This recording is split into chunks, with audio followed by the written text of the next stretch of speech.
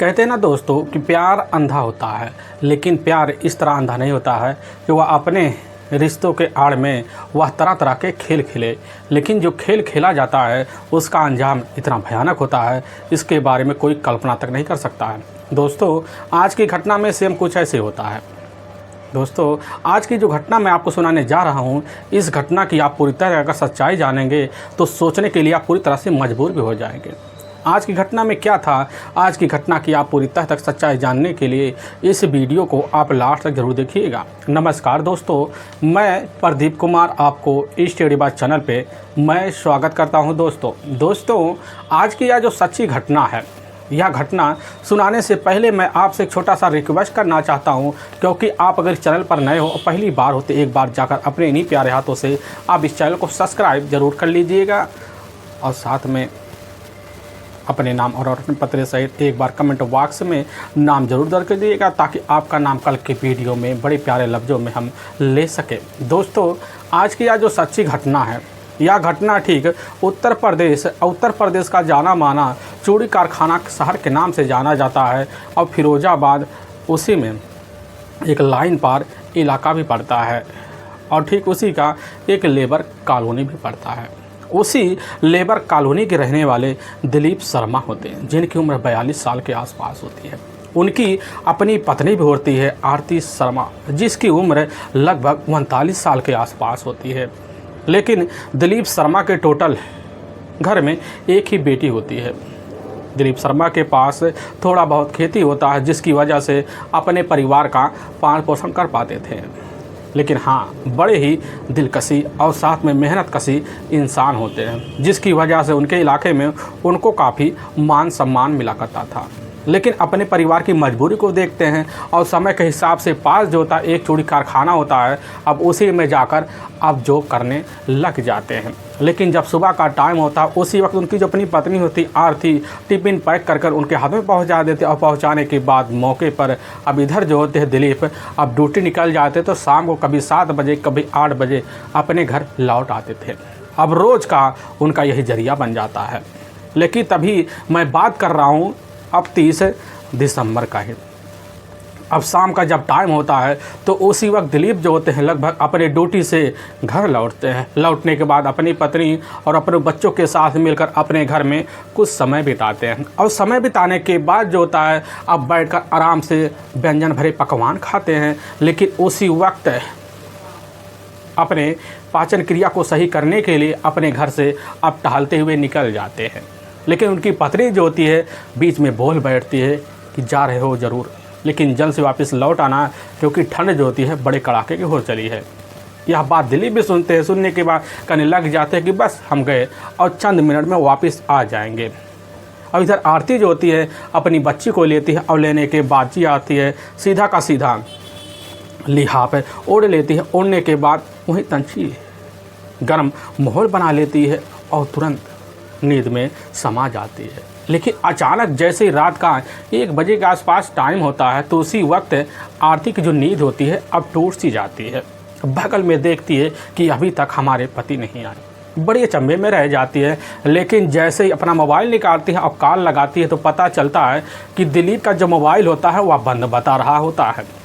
बड़े सोच में पड़ जाती है कि आखिर उतनी रात अब जाए कहाँ, किस एरिया में उनकी तलाशी करने के लिए जाए। यही सब सोच साच कर आरती जो होती है अपने बाहर आती है और उसी वक्त अपने ही जेठ अनिल शर्मा को खबर देती है। अनिल शर्मा जो होते हैं मौके पर भाजपा यूथ अध्यक्ष होते हैं, जो नई कॉलोनी में उनका अपना मूल निवास होता है।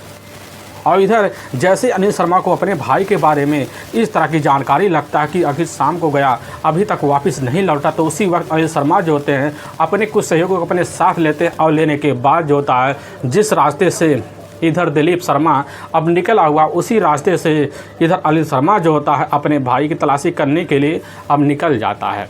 ऐसे तलाशी करते करते लगभग 1 घंटे का वक्त बीत जाता और रात का जैसे 3 बजे के आसपास का टाइम हो जाता है, तो उसी वक्त दिलीप के ना आने की वजह से अनिल भी हताश हो जाता है। वह भी आकर घर आराम से अपने रेस्ट करने के लिए जैसे कोशिश करता है, तो पता चलता कि सुबह का टाइम हो गया है, यानी कि 31 दिसंबर का दिन होता है।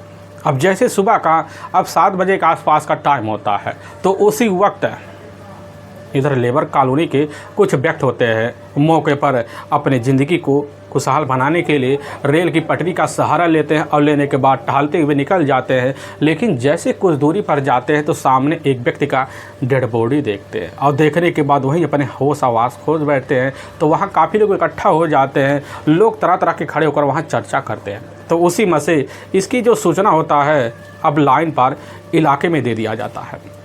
उनके थाना प्रभारी अब संजय सिंह खबर पाते हैं, पाने के बाद अपने डबल टीम को लेते हैं और यहाँ तक कि फोरेंसिक टीम को भी सूचना भेजवा देते हैं और उसी वक्त लाइन पार से तुरंत जो होता है लेबर कॉलोनी की तरफ बढ़ पड़ते हैं। लेकिन जब देखते हैं कि झुग्गी है उसी के साइड काफ़ी लोगों का जमावड़ा लगा हुआ है, जमावड़े को हटाते हैं, अंदर जाते हैं, देखते हैं कि एक व्यक्ति की डेड बॉडी पूरी तरह से वहीं खून की लथपथ अवस्था में अब पड़ा होता है।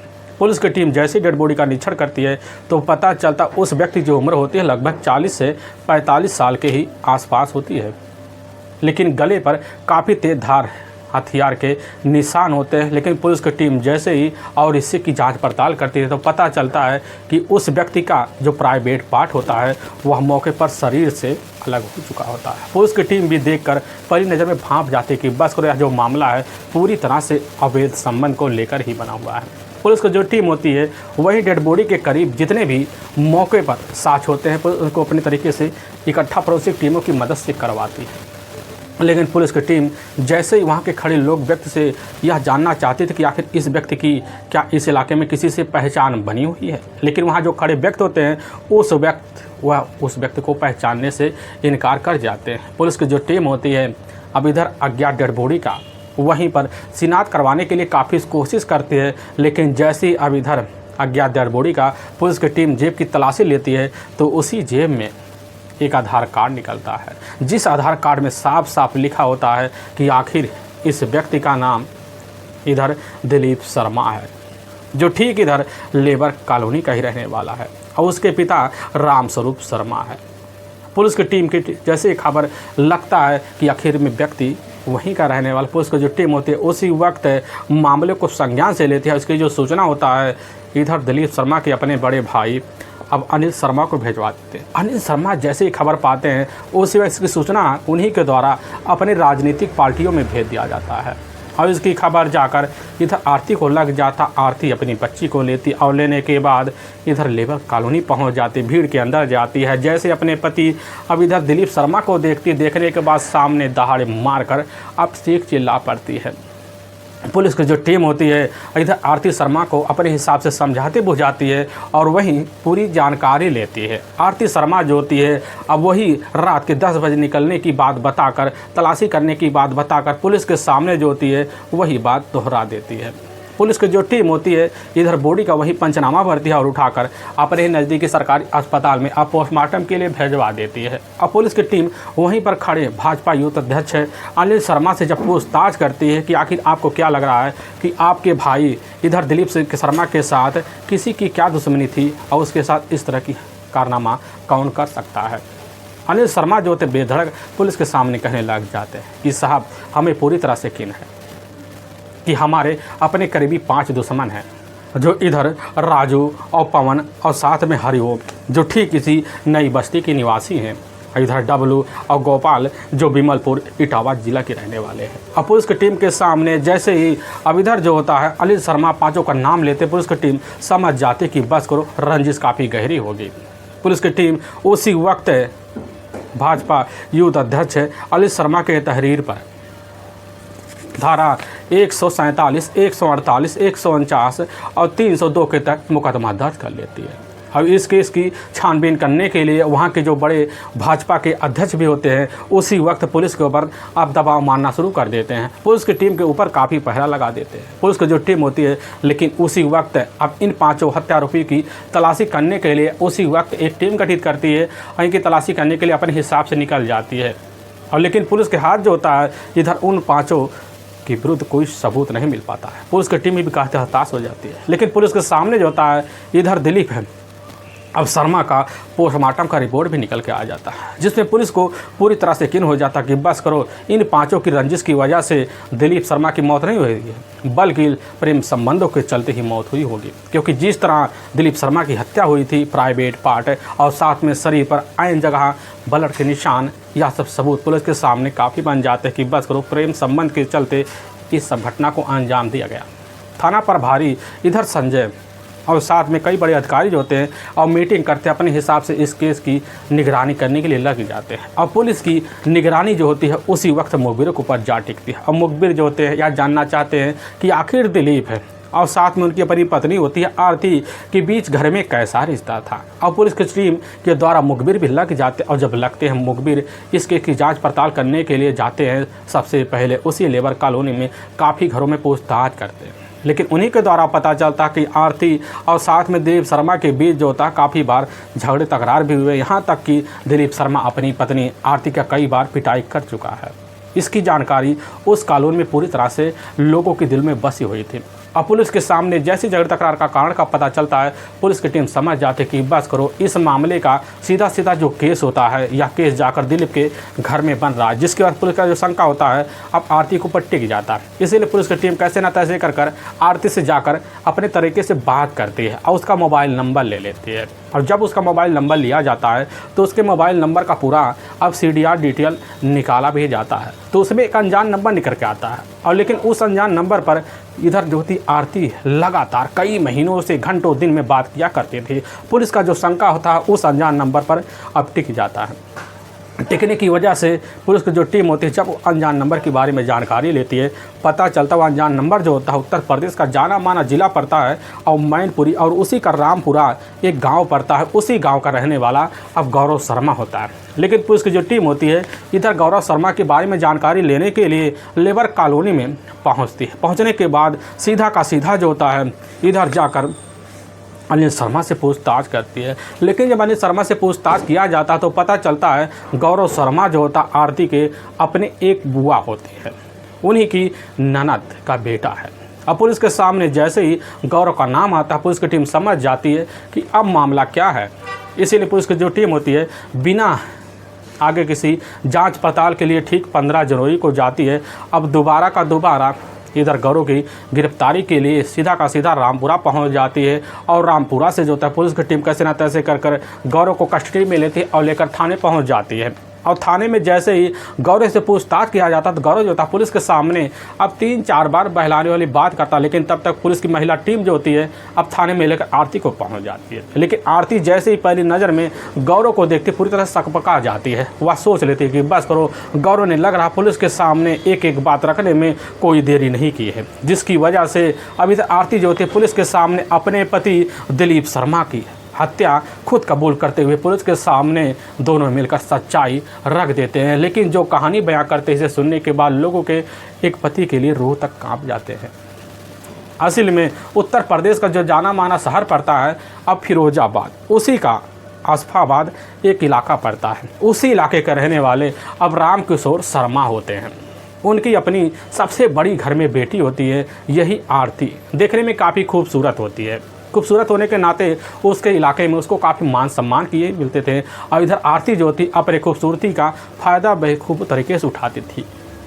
और उसी के तहत उसके इर्द गिर्द जो होता काफ़ी नवयुवकों का मंडराना होता है। लेकिन उसी मंडराने में एक नवयुवक जो होता है उसके करीब इतना आ जाता है, वह नवयुवक कोई अनजान नहीं होता है, बल्कि इधर जो होता है आरती के ही अपने बुआ जो मैनपुरी रामपुरा में मौके पर रह रही होती है। क्योंकि रामपुरा में इधर आरती का बचपना से आना जाना होता। आने जाने की वजह से आरती की मुलाकात जो होता अपने बुआ के ही घर जाकर अब इधर अपने बुआ के ननद के बेटे अब गौरव से हो जाता है। गौरव की जो उम्र होती है आरती से लगभग अब 2 साल बड़ी होती है।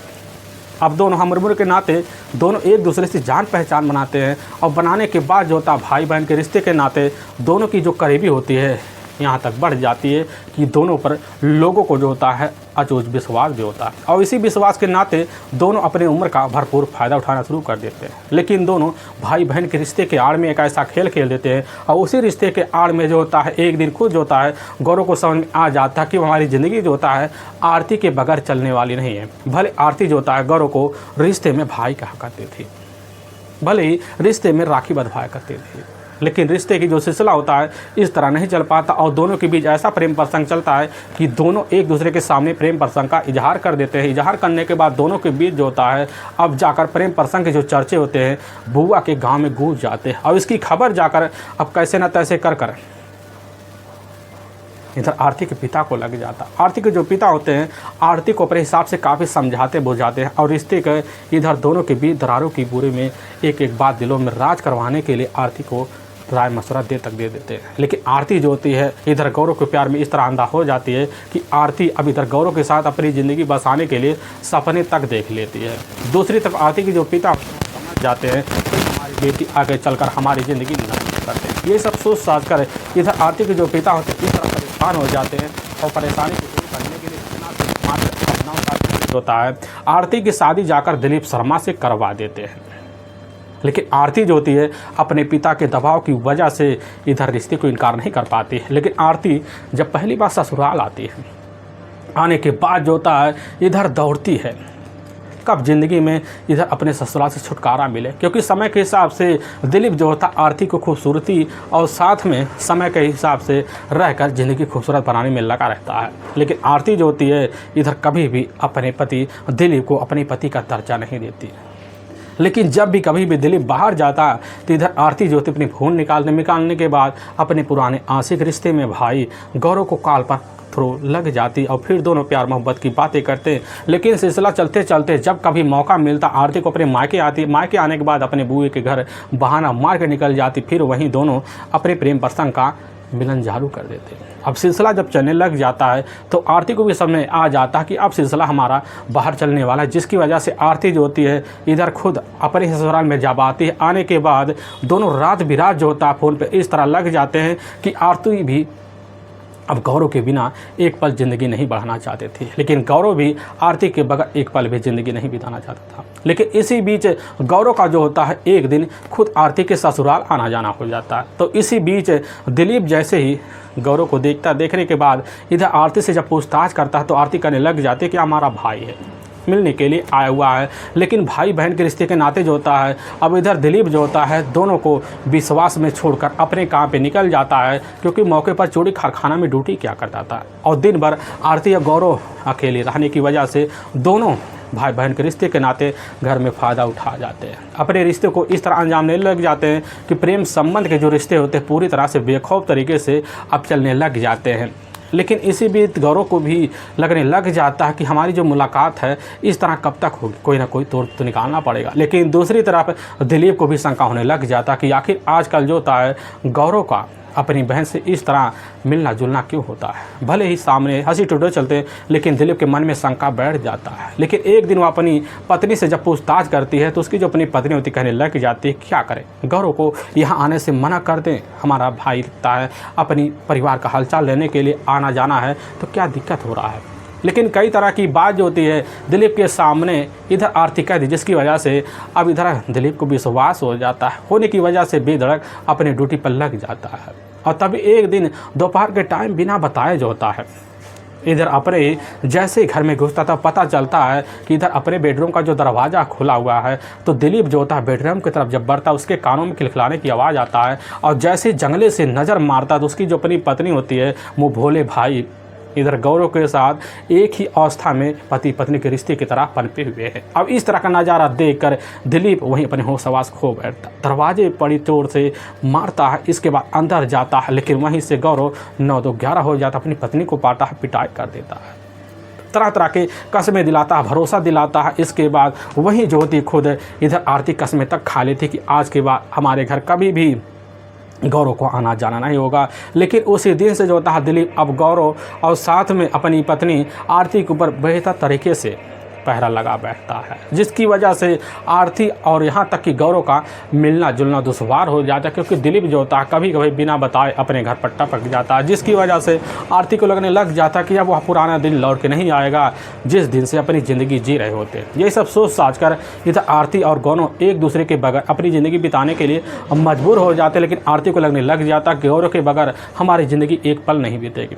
तभी इसी बीच दिलीप जो होता अपने एक रिश्तेदार के यहाँ शादी की पार्टी में शामिल होने के लिए रात में निकल जाता है। और उसी वक्त इधर खुद जो होती है आरती गौरव के पास कॉल कर देती है और गौरव खबर पाता मैनपुरी से अपनी बाइक लेता है और लेने के बाद सीधे इधर फिरोजाबाद पहुंच जाता है। और पहुंचने के बाद जैसे ही लेबर कॉलोनी में जाता है तो पता चलता है कि इस समय घर में कोई नहीं है। और घर में जाने के बाद बेहतर तरीके से दोनों अपने चाहते तो पूरा कर लेते हैं। लेकिन उसी वक्त जो होती है इधर आरती अब गौरव के सामने कहने लग जाते कि आखिर या चोरी छुपे तुम्हारी धुरियाँ हमारे सामने कब तक रहेंगी, क्योंकि तुम्हारे जाने के बाद हर वक्त जो होता है दिलीप जब भी मौका पाता है तो शराब की नशे में तुम्हारा नेम लेकर हमारी पिटाई तक कर दिया करता था। लग रहा किसी दिन उसकी वजह से हमें अपनी ज़िंदगी से हाथ धोना पड़ जाएगा और हम नहीं चाहते कि अब उसकी वजह से हमारी ज़िंदगी ख़त्म हो सके। तो गौरव जब यह बात सुनता कहने लग जाता है कि हम चाहते हैं कि तुम्हारी ज़िंदगी हमारी पैरों पर चले। यही सब सोच साच कर आरती उसी वक्त कह देती है कि हम चाहते हैं कि अब हमारे मांग में तुम्हारे नाम का सिंदूर हो, भले ही रिश्ते में भाई बहन हो। लेकिन जब यह बात गौरव सुनता उसी समय उसके चेहरे पर मुस्कुराहट आ जाती है और आरती को उसी वक्त अपनी पत्नी बनाने के लिए तैयार हो जाता है। लेकिन आरती कह देती है कि आखिर तब तक हम तुम्हारी पत्नी नहीं बन सकते जब तक हमारे रास्ते में दिलीप खड़ा रहेगा।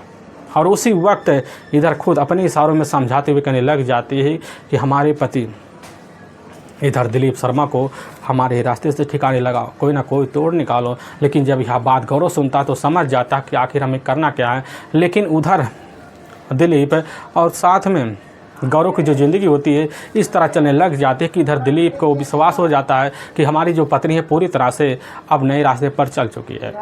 और दोनों की जो प्यार मोहब्बत की जो बातें होते हैं इधर दिलीप और साथ में आरती के चलने लग जाते हैं।